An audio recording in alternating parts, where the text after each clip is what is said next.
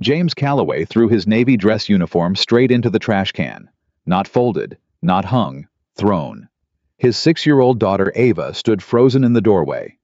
Captain Ears pressed to her chest, watching her father breathe hard over a metal trash can like he'd just finished a fight. "Daddy!"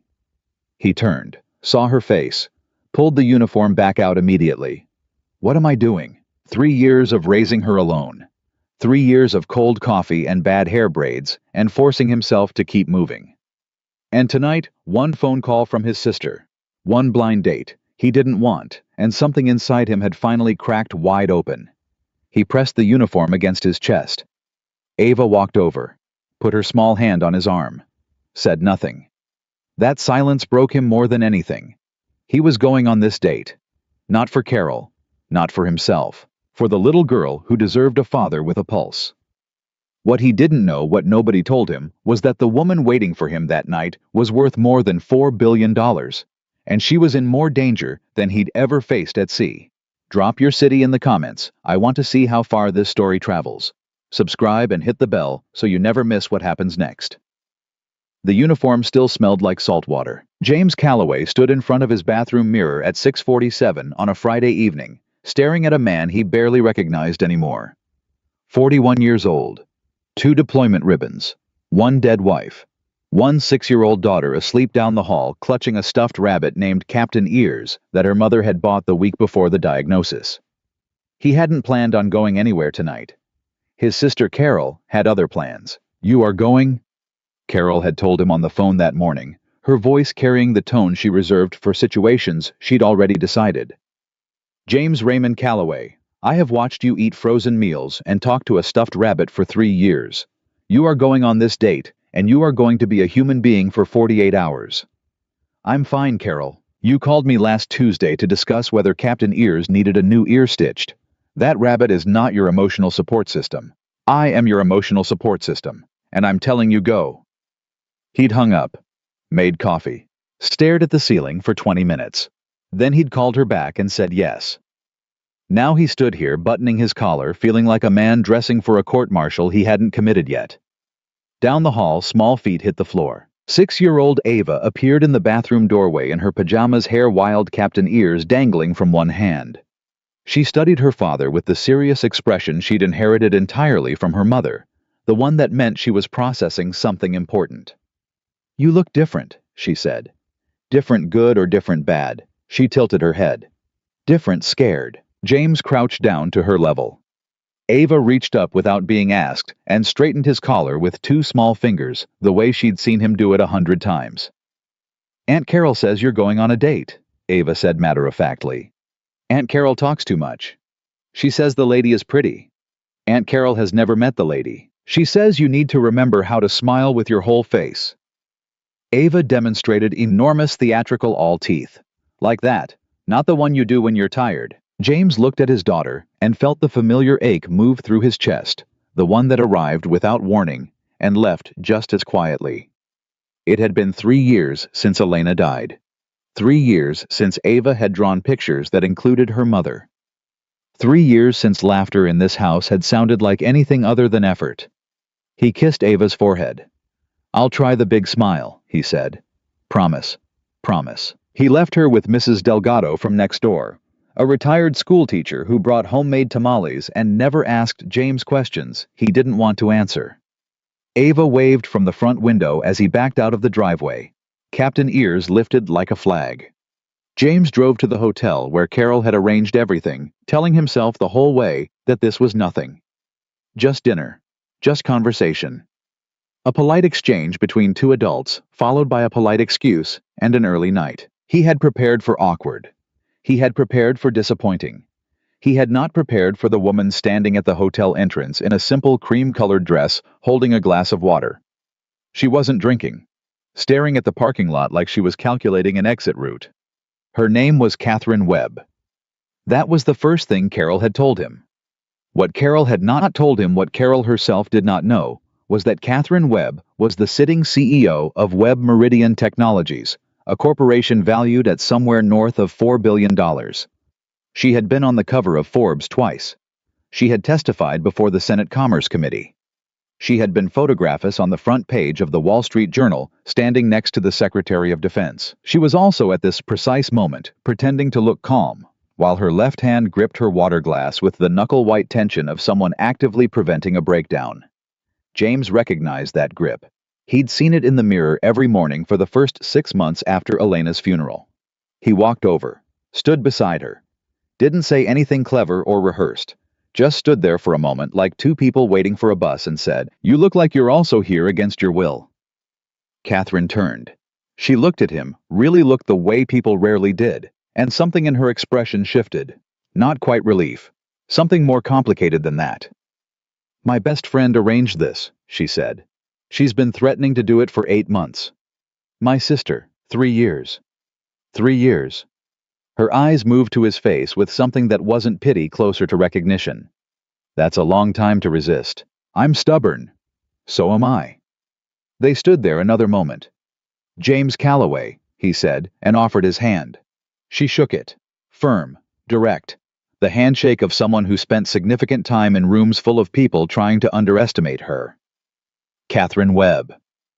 "You want to go inside or keep standing out here, looking like we're both considering leaving?" For the first time she laughed, small genuine startled out of her.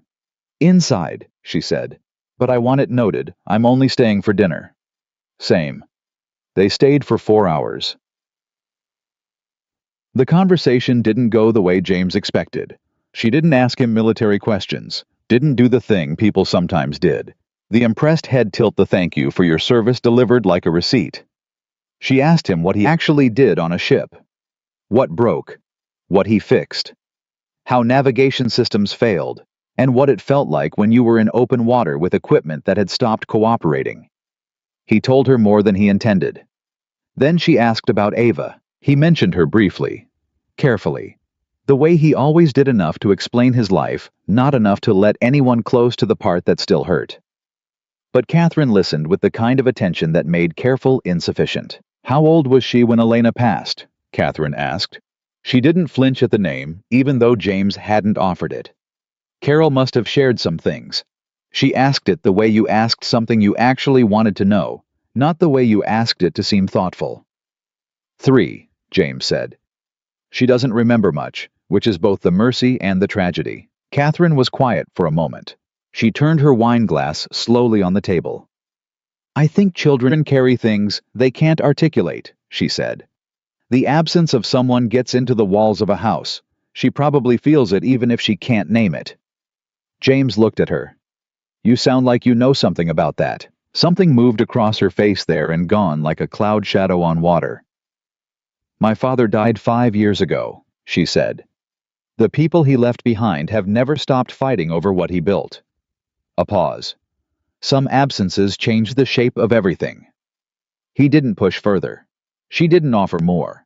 But the conversation shifted after that, became less like a first date, and more like two exhausted people, allowed briefly to tell the truth. They were finishing coffee when Catherine's phone vibrated. She glanced at the screen. Every muscle in her body changed. "I'm sorry," she said quickly. "I need to..." "Go ahead."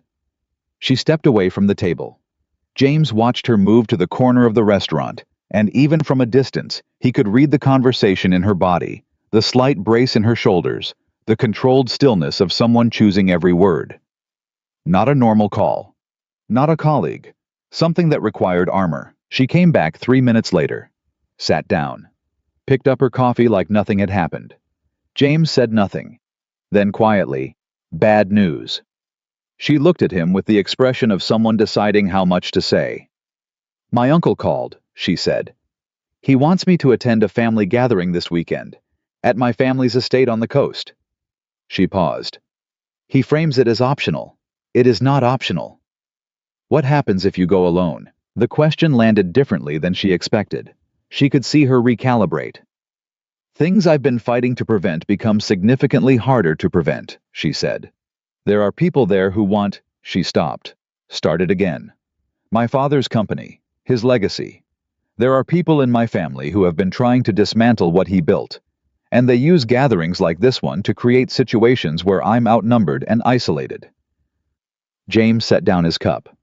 "And if you bring someone, A different kind of outnumbered, she said. Less easy to isolate. They sat with that for a moment. This is a strange first date, James said. Yes. You want me to come with you this weekend? She looked almost embarrassed, which was interesting, given that she was clearly a woman not accustomed to embarrassment. I want you to know the option exists, she said carefully. I'm not asking you to walk into a situation that isn't yours. You have Ava. You have your life. This is not a normal request. No, he agreed. It isn't. He thought about Ava at home, about Mrs. Delgado's tamales, about 3 years of frozen dinners and carrier bags full of school permission slips and nights when the house felt like it was closing in from all 4 walls. He thought about the way this woman had listened to him talk about navigation systems for 40 minutes, like it was the most interesting thing she'd heard all week. He thought about her knuckle-white grip on that water glass in the parking lot. My daughter comes with me, he said. Catherine blinked. Of course. And I don't pretend to be something I'm not. No fake background. No performance. I'm a Navy CPO with work boots and a 6-year-old and a truck that needs new tires. That's what they get. Something changed in her expression, not quite gratitude. More like relief so profound, it almost looked like pain. That's actually exactly what I need, she said. He called Carol from the parking lot. You're calling to tell me it was terrible, Carol said immediately. I'm calling to tell you I need you to watch Ava this weekend. A pause of approximately 4 seconds. James Raymond Calloway. Don't. I need to sit down. Carol. I'm sitting. Tell me everything. There's nothing to tell. She needs someone with her for a family thing. I'm going. A family thing at a wealthy estate with a very beautiful woman you just met, and you are voluntarily taking your daughter and going. Correct. James. Her voice softened. Are you okay? He leaned against his truck. Above him the sky had that particular dark blue of early evening, the color that always made him think of open water. The color that used to make him feel far from everything, and now just made him feel far from home. I don't know yet, he said honestly. Ask me Sunday. Tucker. Ava met Catherine the next morning at breakfast. James had prepared himself for the cautious dance the way Ava sometimes watched new adults from a safe distance, measuring whether they were worth the investment of trust. Instead, Ava walked directly up to Catherine, held out Captain Ears, and said, This is Captain Ears. You can hold him, but you have to support his neck because it's delicate. Catherine accepted Captain Ears with both hands the way instructed, supporting the neck. Good morning, Captain Ears, she said completely seriously. I'm Catherine. It's an honor. Ava approved of this immediately. James watched his daughter's hand slip into Catherine's as they walked toward the breakfast table and felt something shift in his chest. Something he wasn't ready to name but couldn't entirely ignore. Something that felt uncomfortably like the future. He picked up his coffee, drank it, told himself to stay steady. He'd survived 12 years at sea. He could survive a weekend. But standing there watching his 6-year-old daughter laugh at something Catherine had whispered to Captain Ears. James Calloway understood in the way men understand things they can't yet say out loud that the weekend had already stopped being simple. And the estate they were driving toward held something far more dangerous than difficult family members. It held the real story of who Catherine Webb was, and why someone had been trying to break her for years. He just didn't know yet that he was already deciding to stand in the way. The Bennett estate. Catherine's family estate sat behind iron gates that looked like they hadn't been opened for anything ordinary in 50 years. James drove his truck through those gates and felt every head turn. Not subtle, not polite. The kind of staring that was meant to be seen. A man in a black suit appeared from nowhere and opened Catherine's door before James had fully stopped the engine. Another stood at the trunk waiting for luggage. A third walked toward James's side with an expression that said, "We weren't expecting this kind of vehicle," without saying a word. James stepped out. Boots on gravel. 6 feet of Navy-built posture. He lifted Ava out of the back seat himself before anyone could offer. I got her, he said flatly. Catherine appeared beside him. She'd changed during the drive, Not her clothes, but something internal. The woman who had laughed at breakfast, who had accepted Captain Ears with both hands and perfect seriousness, had pulled something closed behind her eyes. She was still beautiful, still composed, but she moved differently now, like someone walking back into a room where they'd once been hurt. "Ready?" she asked him. "Were you?" She almost smiled. "No." "Then we're even." Ava tugged James's sleeve. "Is this a castle?" "No, baby. It looks like a castle. Castles have moats." She considered this seriously. "Maybe the moat is around back." Catherine heard that. Something softened in her face, real and unguarded, the expression she wore when she forgot to be careful. She reached down and offered Ava her hand. Ava took it without hesitation, the way she'd done at breakfast, like trust was a decision she'd already made, and saw no reason to revisit. James watched his daughter walk through those iron gates holding Catherine's hand. He picked up the bags and followed. Inside the estate was everything he expected, and everything he wasn't prepared for simultaneously. Not the furniture or the architecture. James had been in enough admirals' offices to recognize expensive rooms without being impressed by them. What hit him was the quiet. The specific kind of quiet that meant people were watching and choosing not to speak yet. The kind of quiet before a briefing when everyone knows the news is bad. He'd felt it in enemy waters. He felt it now. A woman appeared at the end of the entrance hall. Tall, silver-haired, dressed in the particular way that communicated wealth without a single visible logo. She moved toward them with a smile that arrived precisely on schedule and didn't quite reach the level of her cheekbones. Catherine. The kiss she placed near Catherine's cheek was architectural, positioned, not felt. "You actually came."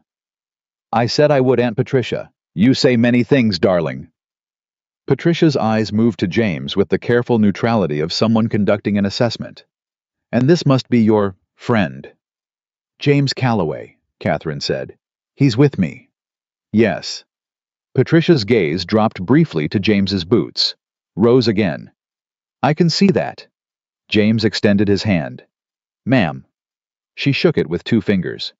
"Chief Calloway, was it?" "That's right." "How interesting." She said interesting the way some people said unfortunate. "And the little girl?" "My daughter," James said. "Ava." Ava, who had been examining a painting near the door with intense personal focus, turned around at her name. She looked at Patricia with the clear-eyed directness of a 6-year-old who had not yet learned to pretend. "You have a lot of pictures of boats," Ava told her. Patricia blinked. "They're ships, actually. Naval vessels. The family has a long maritime history." "My dad fixes ships." "Does he?" It wasn't a question. "He fixes the part that tells you where you are," Ava said, "so they don't get lost." Patricia looked at James with an expression he couldn't entirely read. Something moved through it, not warmth, but maybe the ghost of something that had been warm once. "How practical," she said, and turned back toward the hall. James leaned down to Ava's level. "Good job," he said quietly. "I know," Ava said. Catherine covered a laugh with her hand. The afternoon unraveled carefully, the way things did in houses where everyone was performing something. Catherine moved through the rooms with the ease of someone who had grown up there, and the tension of someone who no longer belonged.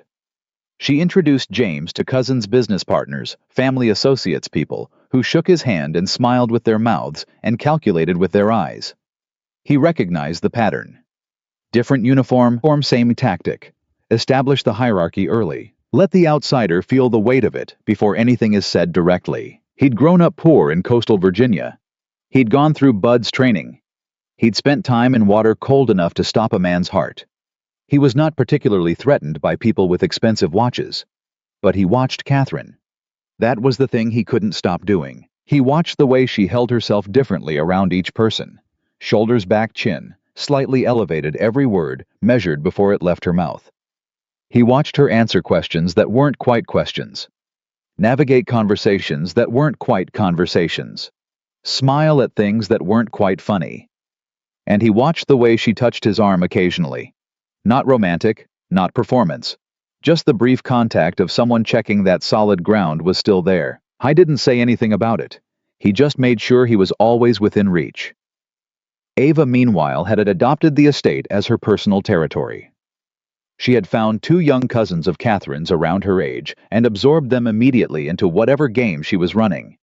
James could hear her from across the room issuing instructions with the confidence of a small general. Something about Captain Ears requiring a proper naval ceremony. The cousins appeared to be complying. Good kid, James thought. Elena would have found that hilarious. The thought arrived, and he let it move through him without fighting it. 3 years ago, a thought like that would have stopped him cold. Now it was something he was learning to carry, not lighter exactly, but differently held. It was mid-afternoon when Daniel Whitmore entered the room. James knew who he was before anyone said the name. Not because he'd been told Catherine had given him almost no details about the family situation beyond what she'd shared at dinner. He knew because of the way the room changed when the man walked in. The subtle reorientation of attention. The shift in Patricia's posture from watchful to satisfied. The way Catherine's hand resting on the back of a chair pressed down slightly harder. Daniel Whitmore was the kind of man who filled a room by making everyone in it aware of what they lacked. Mid-40s. Tailored everything. The face of someone who had been told his entire life that the world was arranging itself in his favor, and had found no compelling evidence to the contrary. He moved toward Catherine first. "You look wonderful," he said, and kissed her cheek in a way that was designed to look casual, and was not casual at all. "I wasn't sure you'd actually come this time. Here I am," Catherine said. "Here you are." He turned, extended a hand toward James with the smile of a man who was not concerned. "Daniel Whitmore. James Calloway." The handshake lasted exactly 1 second longer than necessary on Daniel's end, just long enough to make it deliberate. "Catherine's told me about you," Daniel said. "She hasn't mentioned you," James said. A breath of silence. Then Daniel laughed, smooth, recovered the laugh of a man who was good at this. "The Navy," he said, glancing at James's watch, his shirt assembling a picture. "Career man. 12 years. Impressive dedication." Daniel said dedication the way Patricia had said interesting, like a substitute for a word he'd decided not to use yet. "And you're stationed nearby, Norfolk." Right. Daniel nodded like James had confirmed something he already knew. "Big base, important work." He turned back to Catherine before James could respond. "Your uncle's been asking for you. He's in the study. You know how he gets." "I know exactly how he gets," Catherine said evenly. "Don't keep him waiting, Cat." The nickname was intimate on purpose. "You know what this weekend is about." Something moved through Catherine's jaw, small, controlled. "I know what you think this weekend is about," she said. "That's not the same thing." Daniel held her gaze for a moment. Then he smiled again, the kind of smile that communicated this round was over, and the next one was already being set up. He glanced at James one more time, the way someone glances at furniture, and excused himself. James said nothing until he was gone. Then, "That's the man your family wants you to marry." Catherine exhaled. "That obvious. I've been in rooms with officers playing territorial games since I was 22, James said. "He's good, but he's not subtle enough for what he thinks he's doing." Catherine looked at him. "And what does he think he's doing?" "Establishing that this weekend is already decided," James said. "Showing you that the people in this house see him as the answer and see me as temporary." He paused. "And warning me off without having to say it directly, because he's smart enough to know that saying it directly would make him look threatened." Catherine stared at him for a long moment. "You read all of that in 30 seconds. I've been reading Rooms Under Pressure for a long time." She looked away. Her voice dropped. "My Uncle Richard, he and Daniel have a business arrangement. If I agree to the merger, they've been structuring. Daniel takes a seat on the board, and Richard gets operational control of the international division." She stopped. "My father built that company from nothing. It was his entire life. And if Richard gets control of international, he can push my mother's medical situation into the company's legal framework, and—" She stopped again, pressed her lips together. "And what?" James asked quietly. Catherine turned to face him fully.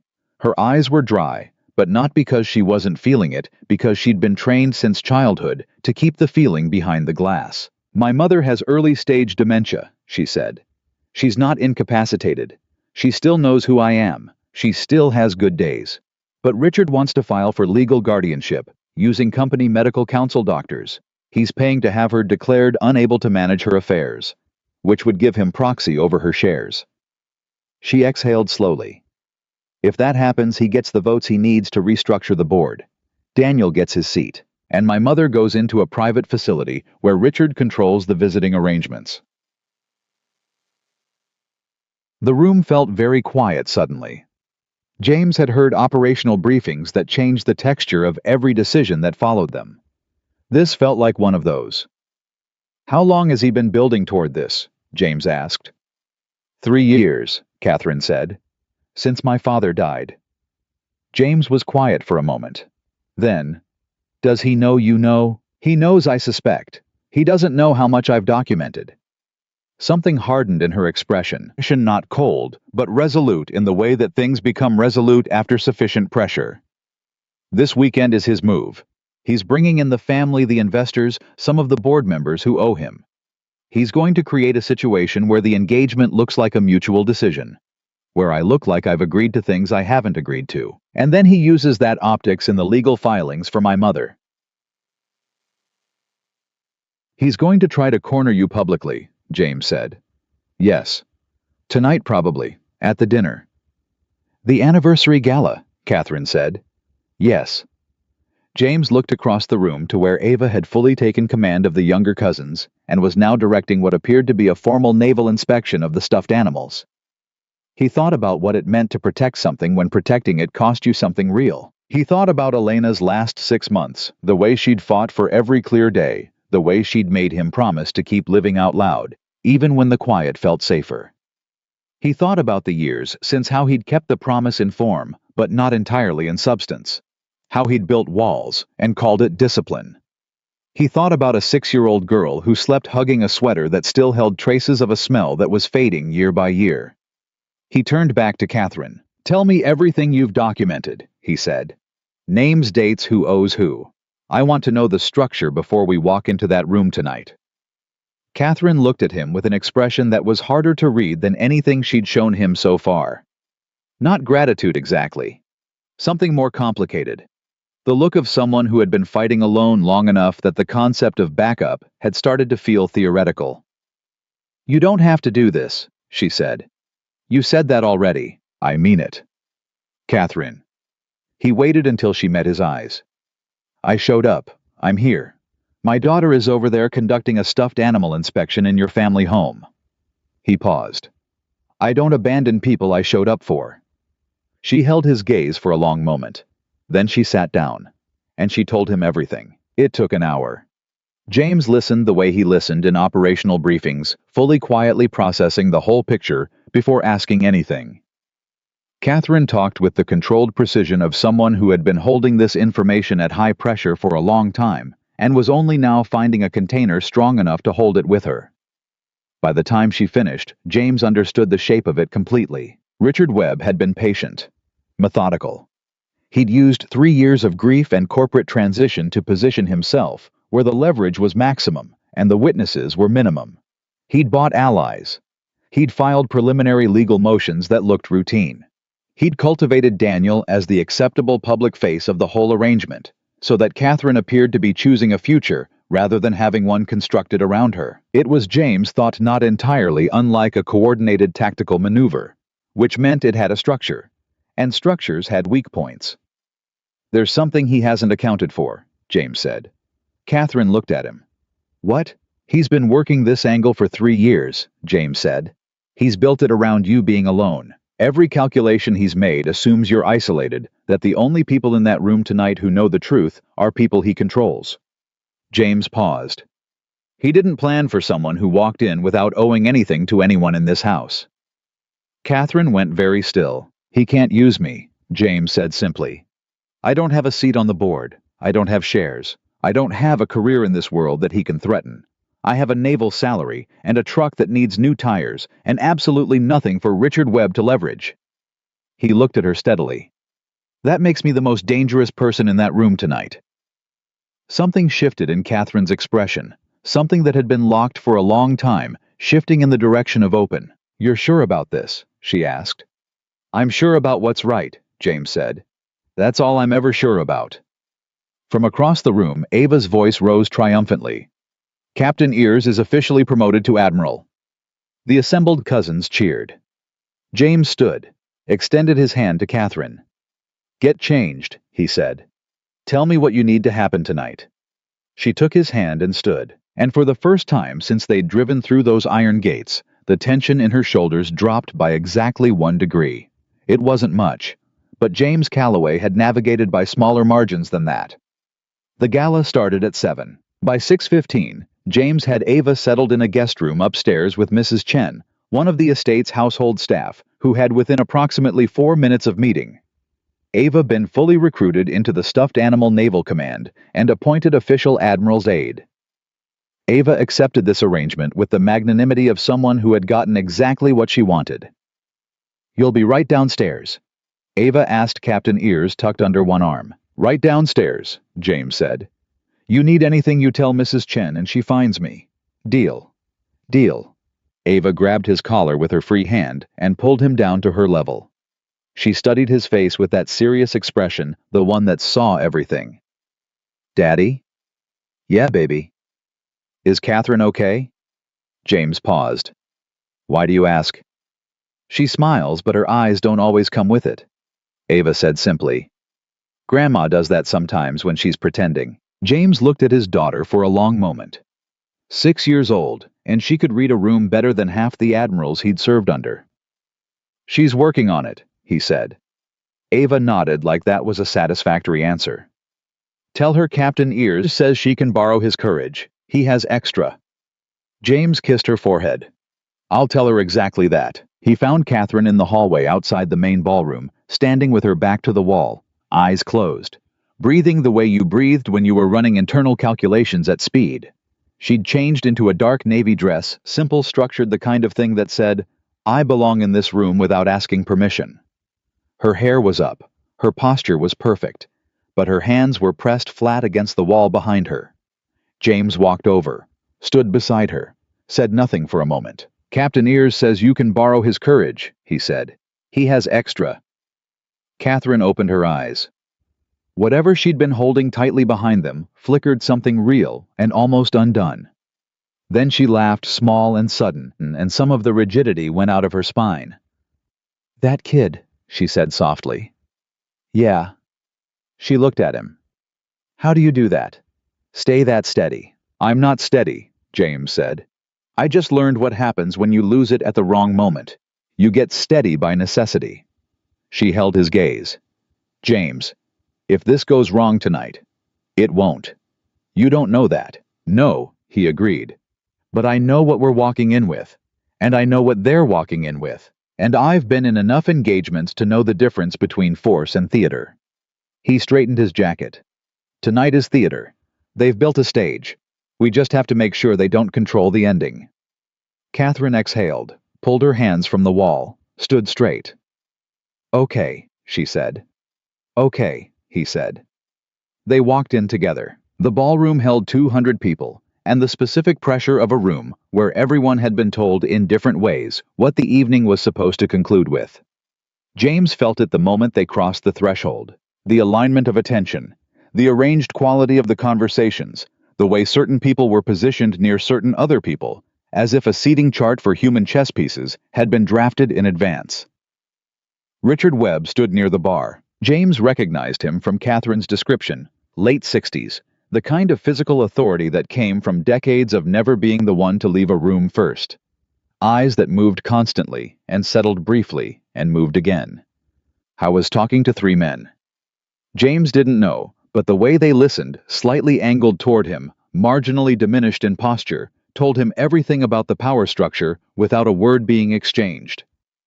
Richard saw Catherine enter. He didn't move toward her immediately. He let her feel the weight of being seen from across a room first. Then he made his way over at a pace that said, "I was going to get to you eventually." "Catherine." He kissed her cheek. "You look beautiful." "Thank you, Uncle Richard." His eyes moved to James with an assessment so practiced it was almost invisible. "And this is the friend you brought?" "James Calloway," Catherine said. "He's with me." "Yes." Richard extended his hand. Richard Webb, Catherine's uncle. Effectively her family given the circumstances. James shook it. Chief Petty Officer James Calloway, U.S. Navy. A military man. Richard smiled. We have great respect for military service in this family. Catherine's grandfather was Navy, actually. I know, James said. She mentioned it. Something moved in Richard's expression, small, recalibrated. He hadn't expected that. Well, he touched Catherine's arm, proprietary and light. I hope you'll take some time tonight to catch up with the family. There are some things we'd like to discuss as a group. I'm sure there are, Catherine said. Daniel's looking forward to speaking with you. I'm sure he is. Richard's smile stayed exactly where it was. Later then. He glanced once more at James, the glance of a man filing information, and moved away. Catherine kept her face neutral until he was out of range. Then quietly, he's already started. The family discussion means he's got the board members positioned for a conversation that ends with me agreeing to something in front of witnesses. Where's Daniel? 12 o'clock, she said without moving her head. James looked. Daniel Whitmore was stationed near the center of the room in conversation with two men who had the specific look of people with legal titles. He was laughing at something relaxed completely at home, performing effortlessness for an audience.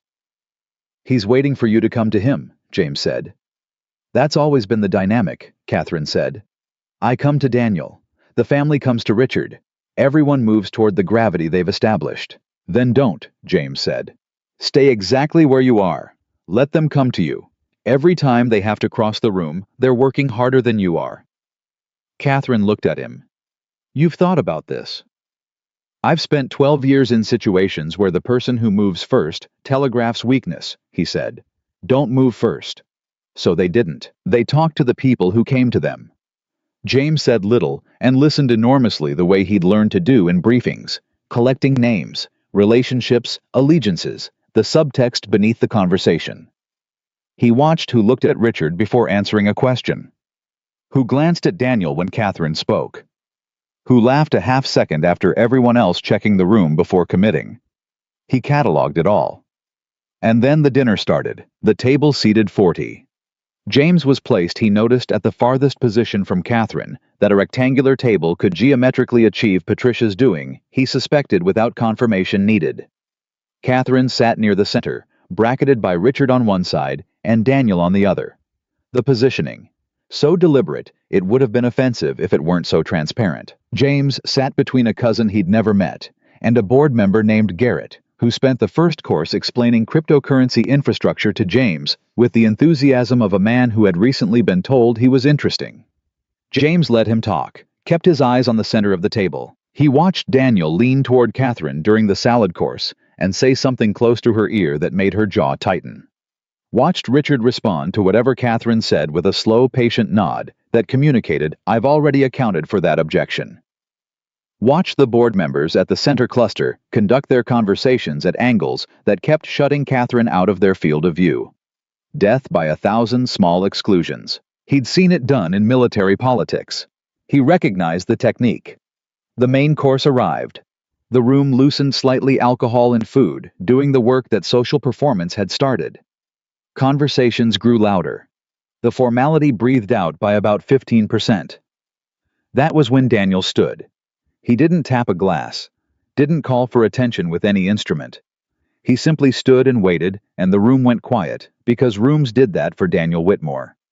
He'd trained them to. I want to take a moment, Daniel said, his voice carrying without effort, warm and rehearsed, to thank Richard for hosting this weekend, to the Webb family legacy, which is exactly that, a legacy, something built by extraordinary people and worth protecting. Murmurs of agreement, lifted glasses. Catherine.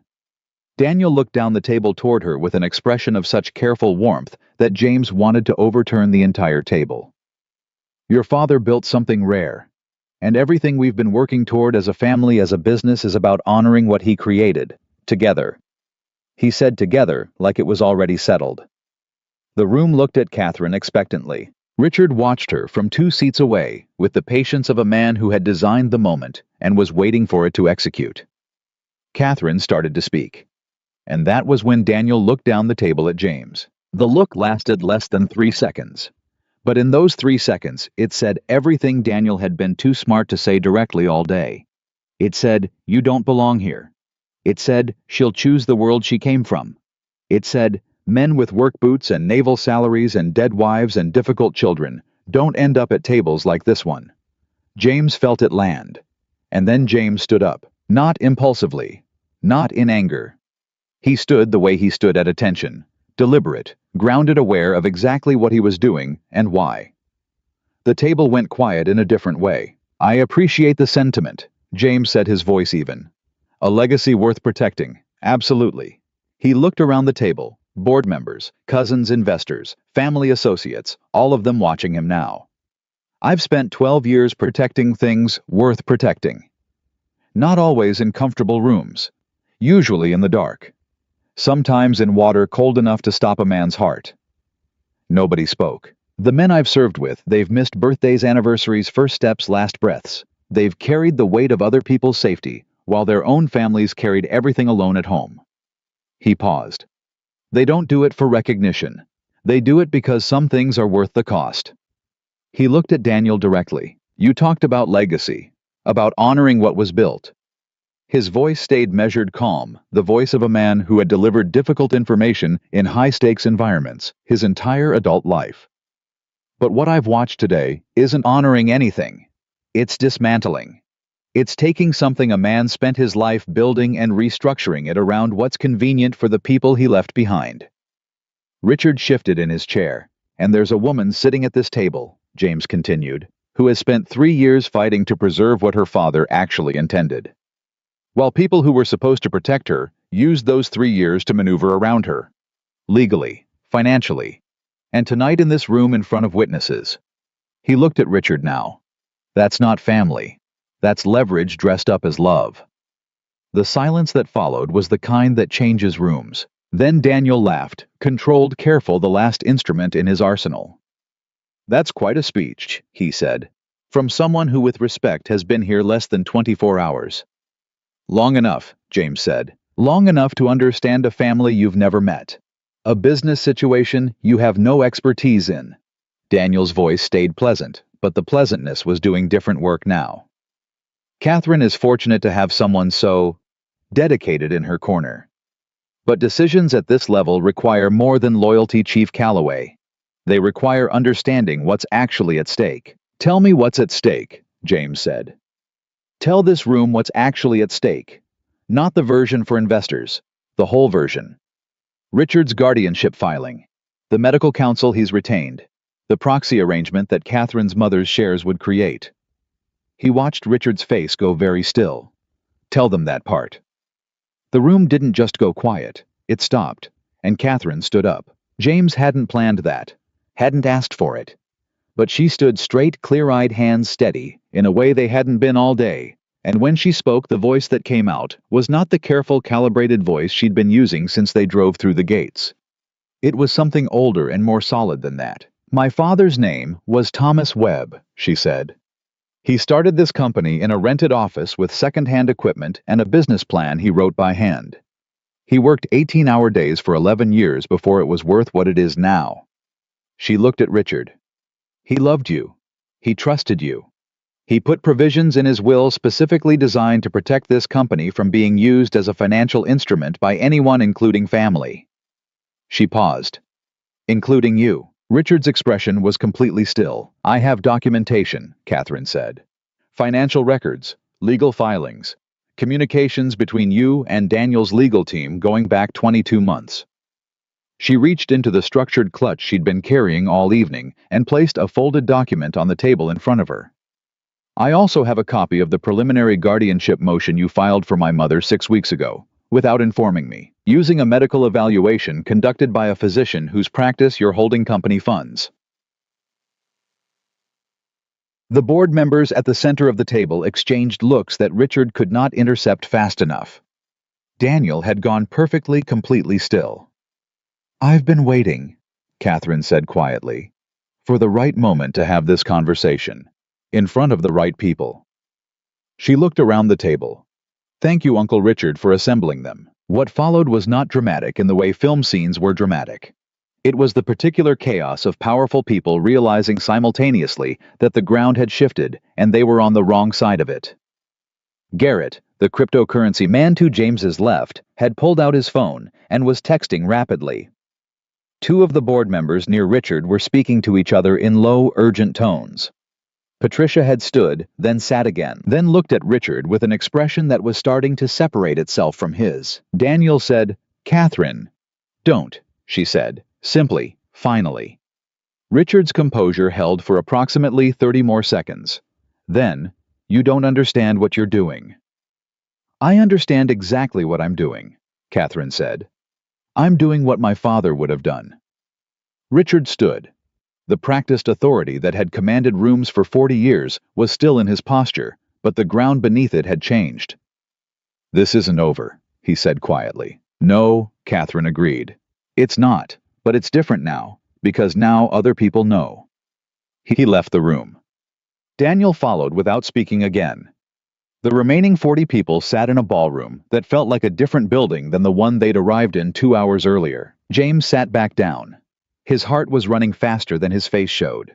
His hands below the table level had been pressed flat against his thighs for the last 4 minutes to keep them from betraying the adrenaline that had nothing to do with fear, and everything to do with the particular intensity of a high-stakes engagement where the right call had been made and executed, and the outcome was not yet fully determined. He looked down the table at Catherine. She was still standing. Her eyes found his across the length of the table. He gave her one small nod. She sat down, and for the first time all evening, her hands on the table were completely still. Garrett cleared his throat beside James. "So," he said, "you're really just a Navy guy." "Yeah," James said. "Just a Navy guy." Garrett looked at him for a long moment. Then he went back to his phone, texting faster than before.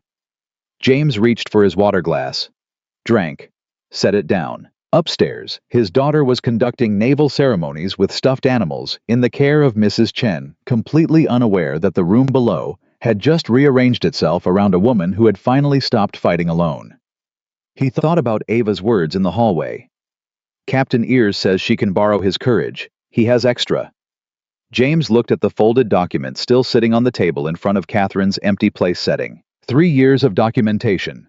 3 years of fighting a war in silence, while running a billion-dollar company, and watching her mother's clarity fade in increments, and knowing that the people around her were using every one of those increments as leverage. She hadn't broken. She'd waited. And tonight, she had chosen her moment with the precision of someone who understood that timing was everything in business and battle, in any room where the stakes were real. James understood that instinct completely. He'd built his entire career on it.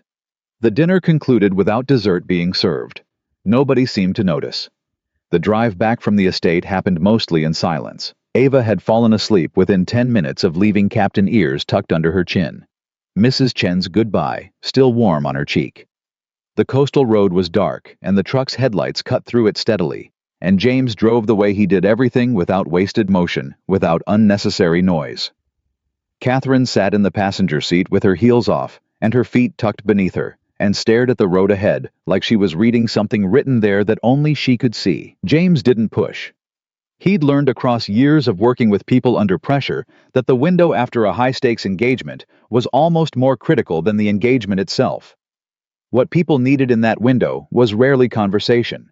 It was the chance to come down slowly, the way divers surfaced, not all at once.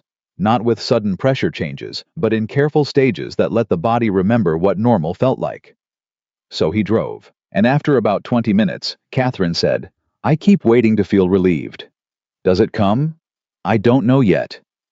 She turned her face toward the window. "I've been holding that for so long. The documentation, the timing.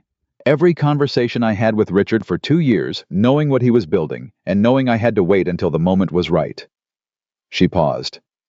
"I thought when it finally happened, I'd feel lighter."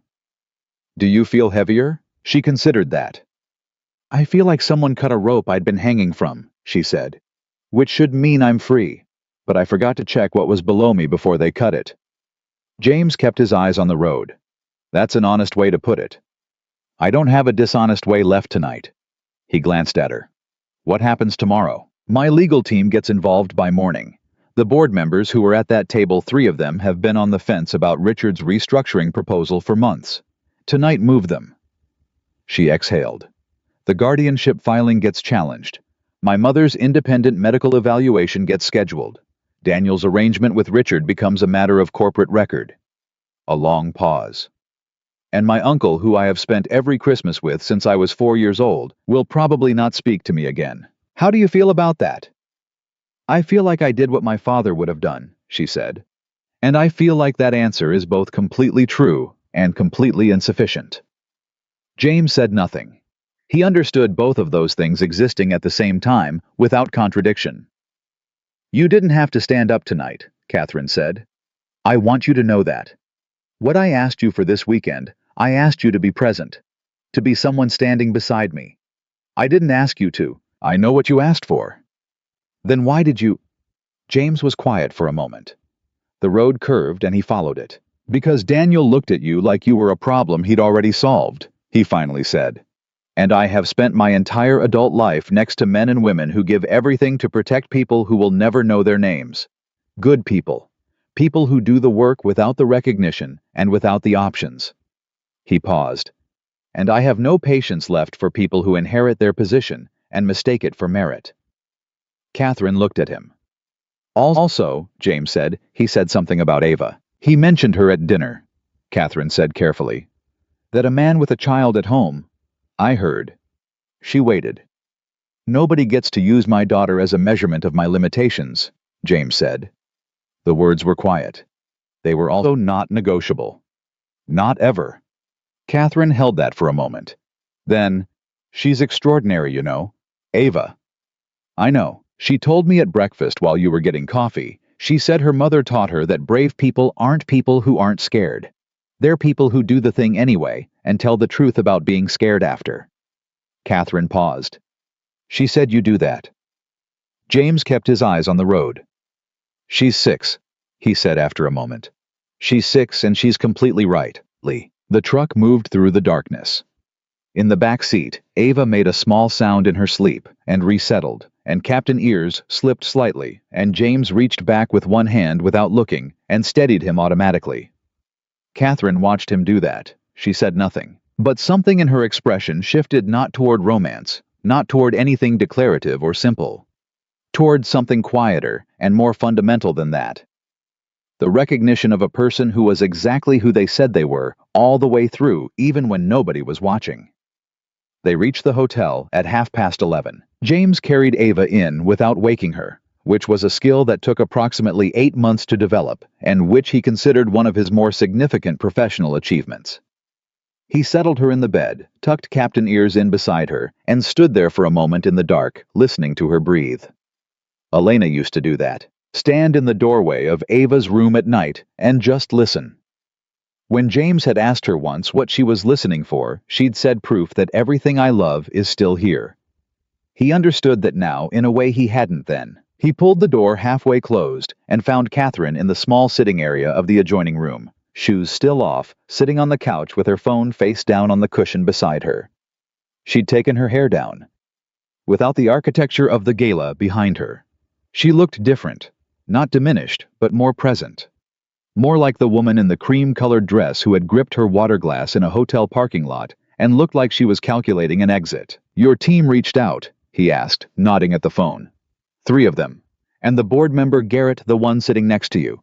He texted me 40 minutes ago. She looked at the phone without picking it up. He said, and I quote, I had no idea the extent of it. Richard is done. You have my vote on the restructuring challenge. Garrett talked to me for 25 minutes about cryptocurrency, James said. He's actually one of the more ethical ones on the board, Catherine said. Which is a sentence that tells you a great deal about the board. James sat in the chair across from her. What does your legal team need from you tonight? Nothing I can't send in the morning. The filing is already drafted. We've been drafting it for 4 months. She looked up. I just needed the moment. The witnesses. I needed Richard to move first in a room full of people who couldn't be managed afterward. He did. He did? She agreed. Because he's been so confident for so long that he stopped checking his blind spots. She paused. My father always said the most dangerous moment in any negotiation is when you're certain you've already won. James leaned forward, elbows on knees. Tell me about your father. She looked at him, not surprised exactly, but like the question landed somewhere she hadn't expected. Thomas Webb, she said. The name came out differently than it had in the ballroom. Softer, without the corporate armor. He was not what you'd expect. He built a $4 billion company, and he still drove the same truck for 17 years because he said he knew exactly how it handled, and why would you trade that for uncertainty? She smiled, and it reached her eyes this time without assistance. He coached my soccer team when I was 8. He was terrible at it. He read every playbook he could find, and he was still terrible. And he coached us for 4 years anyway, because I asked him to. Sounds stubborn, James said, profoundly. The smile held for a moment, then settled into something more complicated. He knew what Richard was. He wasn't naive. He put the provisions in his will specifically because he knew that the people who loved him were also people capable of doing damage. She paused. He told me once a year before the diagnosis, he said, Catherine, the people who will hurt you most in your life are not strangers. They're the ones who believe they're entitled to what you built because they watched you build it. I was right. He was usually right. She looked at her hands. I just wish I'd had more time to tell him so. James was quiet for a moment. I know something about that particular wish, he said. She looked up. Elena, we had 4 months from diagnosis to the end, he said. You'd think 4 months would be enough time to say everything. You think you're going to have these enormous, meaningful conversations. And you do have some of them. He paused. But mostly what you remember is the ordinary stuff. The Tuesday evenings. The way she folded laundry. The specific sound of her laughing at a TV show in the next room. He looked at his hands. You don't get to choose what stays with you. No, Catherine said quietly. You don't. They sat with that for a moment, the specific companionship of two people who understood grief not as an event, but as a geography. A territory you learn to live in rather than pass through. Can I ask you something? Catherine said. Go ahead. Tonight at the table, when you stood up. She met his eyes. Were you scared? Yes, he said without hesitation. You didn't look it. That's the job, he said. Not the Navy specifically. The job of being the person other people need to be steady. You don't stop being scared. You just get very practiced at not leading with it. She studied him. Ava said you do that. Tell the truth about it after. I'm trying to get better at the after part, he said. It's harder than the during. Catherine pulled her knees up and wrapped her arms around them in the unself-conscious way of someone who had stopped performing for the evening. I haven't let anyone stand beside me in a long time, she said. Not really. I have a legal team and a board and a chief of staff and a security detail, and I am completely alone in almost every room I walk into. I noticed. Is it that visible? Only to someone looking for it, he said. And only because I've been in rooms where I was the most expendable person and learned to read who else was carrying that. She was quiet for a long moment. I don't know what to do with this, she said finally. With she gestured between them. I don't have a framework for it. I know how to run a company. I know how to manage a crisis. I know how to sit across from people who want to dismantle what I've built and hold my ground. She paused. I don't know how to do this. Neither do I, James said. For the record. That's not reassuring. No, he agreed. But it's true. She laughed, small and real, the same laugh she'd produced in the parking lot of the hotel 2 days ago when he'd said she looked like she was also there against her will. The laugh that arrived before the careful version of herself could intercept it. What happens now? She asked. After the weekend. After the legal process. After all of it. I go back to Norfolk, James said. Back to Ava's school and cold coffee and navigation systems that need repair. And, he looked at her. And I'd like to know if Ava's capable of running a proper naval ceremony via video call, because I think she's been planning one for Captain Ears, involving formal promotion documents, and I don't want to deprive her of her audience. Catherine looked at him for a long moment. James. Catherine. I'm serious. I know you are, he said. So am I. About the video call. Ava has been planning that ceremony for 3 days, and she will be genuinely devastated if she doesn't have witnesses.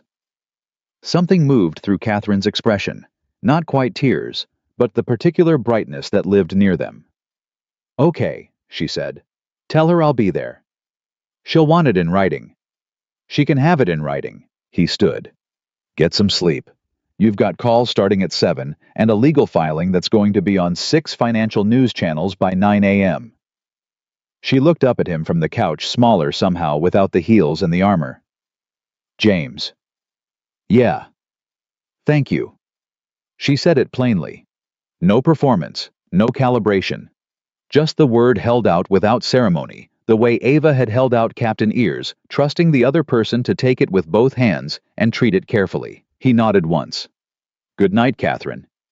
He walked back to the adjoining room, sat on the edge of the bed in the dark for a while, listening to Ava breathe, thinking about Elena, thinking about the strange geometry of loss, the way it reshaped everything. Not just the obvious things, but the subtle ones. The way you stood in a room, the things you chose to fight for, the things you chose to say out loud. He thought about Carol, who had arranged a blind date and accidentally arranged something he couldn't yet name but could feel the edges of. He thought about deployment in 6 weeks, about the months that followed, about the particular loneliness of returning to a life that required all of you while you were present and held none of you while you were gone. He lay back on the bed without changing clothes. On the nightstand, his phone lit up once. A message from Carol. "Well, it's midnight, and I'm not sleeping until you tell me something." He stared at the ceiling. Then he typed, "She's not what I expected." Carol's response came in 11 seconds. "Tell me everything." He put the phone face down on the nightstand, closed his eyes. In the next room, the sound of Catherine on a call drifted through the wall, her voice low and precise, and completely in command. Again, the CEO reassembled from the woman on the couch, handling the first wave of what was coming with the efficient calm of someone who had been building toward this moment for 3 years. James listened to that voice for a while. Then he slept. And for the first time in longer than he could clearly remember, he did not dream about the ocean. Sunday morning arrived quietly. James woke before 6 the way he always did, not from an alarm, but from some internal mechanism that 12 years of naval service had installed permanently, the part of him that never fully stood down. He lay still for a moment, oriented himself. Listened to Ava breathing in the next bed. Then he heard Catherine's voice through the wall. She'd been on calls since 5:30. He could tell by the cadence, the measured pace of someone who had been talking long enough that efficiency had replaced any remaining ceremony. He caught fragments, legal terms, board member names. Once very clearly, "File it this morning, don't wait for his response." He got up, made coffee with the small machine on the dresser, poured a second cup and knocked on the adjoining door. A pause in the call. Then, "Come in." She was sitting cross-legged on the bed with 3 legal documents spread around her and her laptop open and her hair still down and her phone pressed to her ear. She looked like someone who had slept for approximately 90 minutes and was running on professional obligation and something that functioned like adrenaline but had lasted long enough to become its own category. She saw the second cup of coffee. Something in her face shifted small. Genuine, the expression of someone receiving something simple at a moment when simple things carried disproportionate weight. She mouthed "thank you" and took the cup without interrupting her call. James set it in her free hand and went back to get Ava up for breakfast. The morning moved, the way mornings moved after high-pressure events. The particular combination of exhaustion and clarity that came when something large had finally broken open and the debris was still settling. Catherine joined them for breakfast an hour later, phone finally face down on the table, both hands wrapped around a fresh cup of coffee like she was using it for ballast. Ava studied her across the table. "You look tired," she said. "I am tired," Catherine said. "Daddy says tired is just brave that ran out of fuel," Ava said. "You need pancakes." "That is the most accurate diagnosis I've received all weekend," Catherine said. Ava flagged down the server with the authority of a small person who had decided the situation required action. James watched this and said nothing and drank his coffee and felt something in his chest that he still wasn't fully ready to name, but was done pretending wasn't there, after breakfast, after checkout. After Ava had conducted the promised naval promotion ceremony for Captain Ears in the hotel lobby, with Catherine serving as official witness, and James as photographer, and a bewildered passing hotel guest recruited as second witness. After all of that, they stood in the parking lot beside James's truck in the morning light, and the weekend became past tense. "So," Catherine said. "So," James said. Ava was already buckled in the back seat, Captain Ears, freshly promoted, narrating the historic ceremony to him in detail. "The legal process will take months," Catherine said. "Richard will fight it.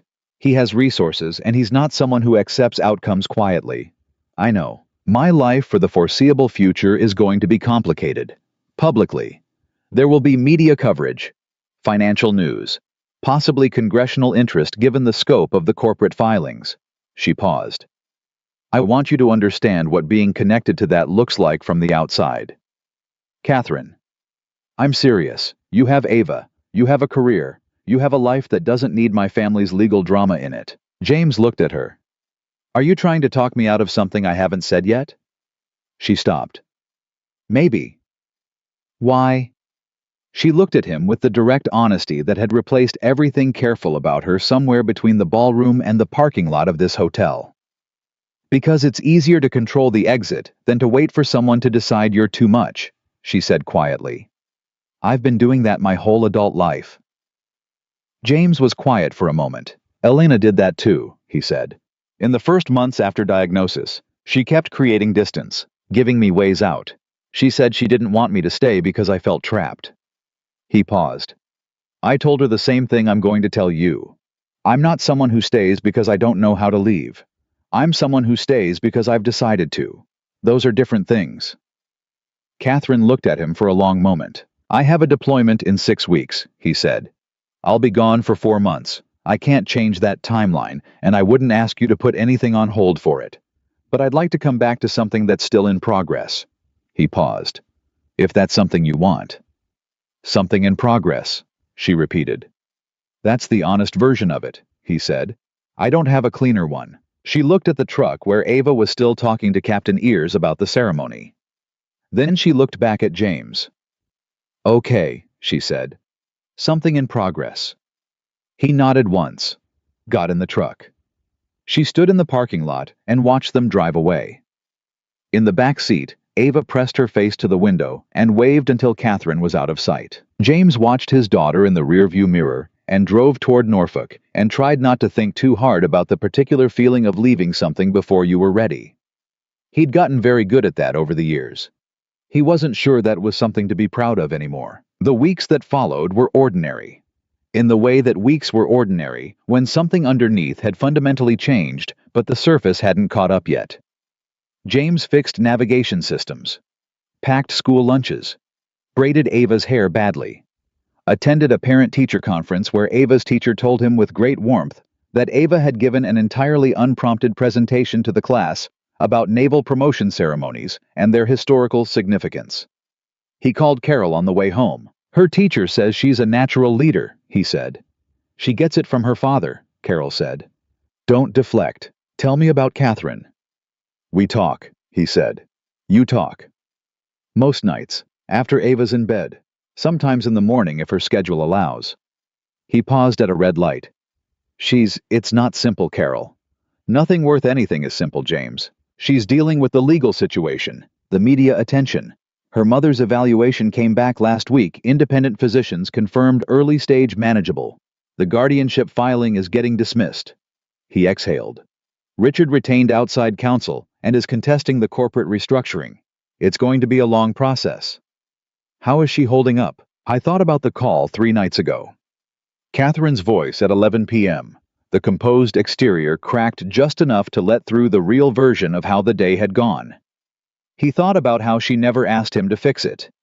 Just needed somewhere to put it that wasn't another professional relationship or a legal strategy session. "She's holding up," he said. "She's one of the strongest people I've ever met. And I'm deploying in 3 weeks, and I don't know how to do this with that in the middle of it." Carol was quiet for a moment. "James, Elena's death didn't disqualify you from having a life. I know that. Do you The light turned green. He drove. I know it intellectually, he said. The rest of me is working on it. Then keep working, Carol said. That's all any of us can do. The night before deployment arrived, the way those nights always arrived too fast and with too much left unsaid. Ava had been quieter all week. Not sad exactly, she'd inherited James's talent for processing things internally before surfacing with them, but quieter. She'd colored more. Asked James to sit with her while she did it, not talking, just present. He'd sat with her every evening. The night before he left, she climbed into his lap while he was sitting at the kitchen table going through final paperwork. She settled against his chest with Captain Ears and said nothing for a long time. Then, how long is 4 months? 120 days roughly, he said. That's a lot of days. It is. Will you call? Every chance I get. She was quiet again. Then, is Catherine going to be okay while you're gone? James looked down at the top of his daughter's head. Why do you ask that, Bug? Because she doesn't have a lot of people, Ava said. Like she has her job people, but not home people. She thought about it. We're kind of her home people now, I think. James held his daughter a little tighter. 6 years old. I think you might be right, he said. I'm going to draw her pictures, Ava said decisively, while you're gone, so she knows someone's thinking about her. That's a good idea. And Captain Ears is going to help because he takes his duties seriously. I know he does. Ava twisted to look up at him. The expression on her face was Elena's, the clear-eyed, direct, let's say the real thing expression that James had fallen in love with at 23, and that had reappeared in his daughter with a precision that still sometimes stopped his breath. Daddy, she said. Yeah, baby. It's okay to love her. James went very still. It doesn't mean you love Mama less, Ava said. Mrs. Delgado told me that hearts aren't like containers that get full. They're more like... She searched for the word. They stretch. Like when you make room for someone new in the house, you don't have to take out the old furniture. You just add a chair. James looked at his daughter. He didn't trust his voice for a moment. When did Mrs. Delgado tell you that? He finally asked. A while ago, Ava said. I asked her about it because I could tell you were worried about it, and I wanted to know the right answer before you needed it. He held his daughter and stared at the kitchen wall and thought about Elena, who had told him once that the greatest gift you could give a child was the belief that love was not a finite resource. Who had held Ava 3 days before she died and whispered something to her that James was never told and had wondered about every day since. I thought he might know now what it was. Okay, he said. His voice was steady. Okay, Bug. Okay. Ava confirmed, satisfied, and resettled against his chest. They sat there together until she fell asleep. He called Catherine after midnight. She picked up on the second ring, which told him she was also awake and also not pretending not to be. Hey, she said. Hey. Last night before you go. Yeah, a pause. Not uncomfortable. The particular silence of two people who had gotten used to each other's silences. James, she said. I need to tell you something before you leave. Go ahead. The weekend, what you did, coming with me, standing up at that table, none of that was something I had any right to ask for, and you did it anyway, and I have thought about it every day since. Her voice was quiet and direct. I don't know what this is yet. I'm aware of that. I'm aware of the deployment and the distance and the 10,000 ways this is complicated. But I'm not creating an exit, she said. I'm not making distance. I'm telling you clearly that I want you to come home from this deployment to something that's still in progress, because that's the honest version of it. He almost laughed. You're using my words. They were good words. Catherine. James. He leaned back against the kitchen wall, looked at the dark window. I'm going to come home, he said. That's not a promise I can make about the timeline or the circumstances, but it's a direction I'm committed to. That's enough, she said. That's more than enough. Ava's going to send you drawings, he said. Fair warning, there will be a lot of naval themes. I will display every single one of them. She's also planning a continuation of the promotion ceremony via video call. Captain Ears has apparently been elevated to a rank that requires additional witnesses and formal documentation. I will clear my schedule. She's going to hold you to that. I know, Catherine said, and the smile in her voice was real and unguarded and entirely without performance. I'm counting on it. They stayed on the call for another hour without saying much. Just the sound of each other breathing in the dark, the particular comfort of a connection that didn't require anything more than existing in the same space, even when that space was measured in hundreds of miles. James finally said, "Get some sleep." You too. Catherine. Yeah. Thank you for the parking lot, he said. The first night. For not leaving. She was quiet for a moment. Thank you for saying I looked like I was also there against my will. You did. I know. A pause. It was the first honest thing anyone had said to me in a long time. He said goodnight. She said goodnight. She said. He sat in the dark kitchen for a while after in the house that had been silent for 3 years, in the way that houses were silent when they were missing something they couldn't name. He thought about Elena. About the particular way she'd loved openly, without accounting for the cost, the way some people spent money they trusted would come back. He'd spent 3 years being careful with what was left. He thought about what Ava had said. About stretching. About adding a chair without removing the old furniture. He looked at the kitchen table where Elena's handwriting was still visible on a grocery list she'd stuck to the refrigerator years ago, preserved under a magnet because he hadn't been able to take it down. Bananas. Ava's vitamins. The good coffee. He looked at it for a long moment. Then he went to bed. 4 months later, the Norfolk Naval Base was loud, with the specific organized chaos of a ship returning to port, families pressing forward against the railing signs, raised children pulled up onto shoulders for a better view, the accumulated relief of months of waiting converting itself into noise all at once. Ava had made a sign. James saw it from the deck before he could clearly make out her face. Bright red letters on poster board, slightly uneven, the kind of sign made with total commitment and no concern for aesthetic regularity. Welcome home, Dad. Not Commander. Not Chief. Not Chief Petty Officer James Calloway, U.S. Navy. Dad. He came down the gangway, and she was running before he'd fully cleared it, the way she always ran, without reservation, without holding anything back. The full force of 6, and now 7 years of being entirely certain she was loved, and that the person she loved was coming back to her. He caught her, lifted her, held her against his chest with both arms, and pressed his face into her hair, and breathed. I missed you, she said into his neck. I missed you more, he said. That's mathematically impossible, she said. I missed you the whole time. So did I, Bug. She pulled back, studied his face with Elena's expression, checking everything, measuring.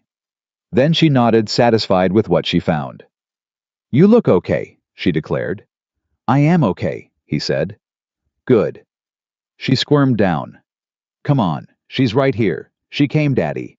I told her what time and she came. He looked up. Catherine stood 10 feet away. She was in jeans and a plain jacket. No assistants, no security detail visible, no corporate version of herself in evidence. She looked like the woman from the hotel parking lot, the one calculating an exit who had chosen instead to stay. She was holding a second sign, smaller, quieter. Made, he could tell, by Ava, but written by Catherine, because Ava had requested it specifically. It said in careful letters that had clearly been rewritten several times before the final version, "Welcome back to something in progress."